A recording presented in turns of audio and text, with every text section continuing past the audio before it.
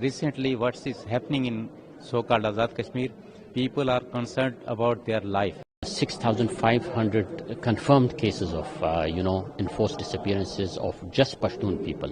Besides Pashtun, there are Baloch people and Sindhis also. The number is astronomical. It is a very serious crime, given that it is an international crime, considered under war crime.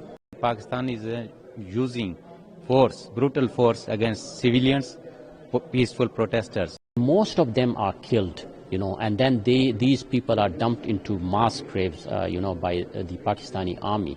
In Pakistan, it's becoming alarming.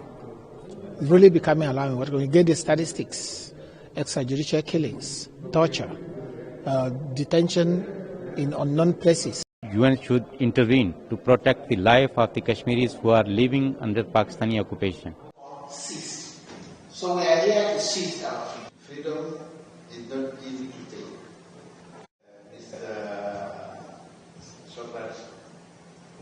Thank you very much. Just added something is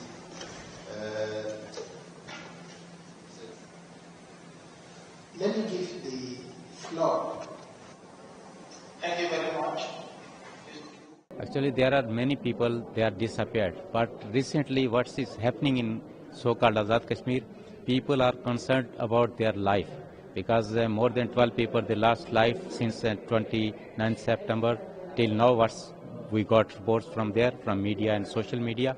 And Pakistan is using force, brutal force against civilians, peaceful protesters. And they are firing indiscriminately on the protesters. And they killed people, they injured people. There are hundreds of people in the jail, and they torture people. And through this international community gathering in United Nations, we urge that UN should intervene to protect the life of the Kashmiris who are living under Pakistani occupation. The situation is very serious in PoK, and now today in Islamabad is also there. The Kashmiri lawyers were targeted. So how do you see the treatment of the Kashmiris? Yeah, Kashmiris are treated very badly. Our party senior vice chairperson Sardar Tanya, former vice chairman Sardar Aftab Khan, and many others were arrested today in Muzaffarabad. They were protesting in the front of Islamabad Press Club against these killings, injuries, arrests and torture by Pakistani state. And Pakistan has no local stand-by on Kashmir. She must comply with UN resolution on Kashmir and vacate these territories. She has no right to kill Kashmiris, occupy our land, our resources, and torture our people and eliminate our people. It's a really very important issue, and we have been informing the international community on enforced disappearances time and again. And we submitted, recently 6,500 confirmed cases of, enforced disappearances of just Pashtun people. Besides Pashtun, there are Baloch people and Sindhis also. The number is astronomical. So we informed the United Nations Human Rights Council about these enforced disappearances, especially those internment centers. 44 known and several unknown internment centers where these, missing persons are, treated really badly.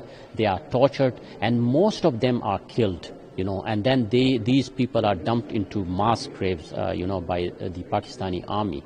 So it's a really grave situation. We informed the international community that the Pashtuns, more than 32,000 unconfirmed cases of, missing persons we have received. But the confirmed cases are 6,500. And besides that, we submitted, through special procedures to working group on enforced disappearances, more than 300 cases, which were really, verified and confirmed by the United Nations, and then communicated to the government of Pakistan, but the government of Pakistan not responded in a satisfactory way, and the UN was not satisfied with the answers of Pakistan, and they are still, on the list of the United Nations Human Rights Council. They haven't dropped it, and they will continue to put pressure on Pakistan to respond. So it's very important we all gathered here during this conference and inform the international community, and we will continue our struggle, as long as we can. Enforced disappearances is one of those war crimes that many states have instituted in order to combat their enemy, which of course have been outlawed at the international level with the coming into existence and coming into force of the Convention on the against all enforced disappearances. I think it is a very serious crime, given that it is an international crime considered under war crime. And so we know that all states are guilty of all this crime, but I think that in Pakistan it's becoming alarming. It's really becoming alarming. We're going to get the statistics: extrajudicial killings, torture, detention in unknown places, irrespective of who they are, and all this detention with the consent and the acquiescence of the state means that the state is becoming a rogue state.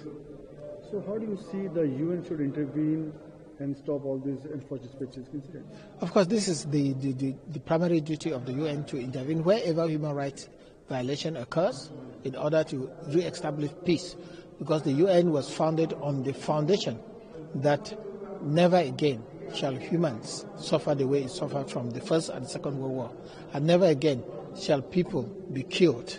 And so it is therefore the responsibility of the UN to come in and advise and recommend and even sanction its member states for continuing to violate human rights.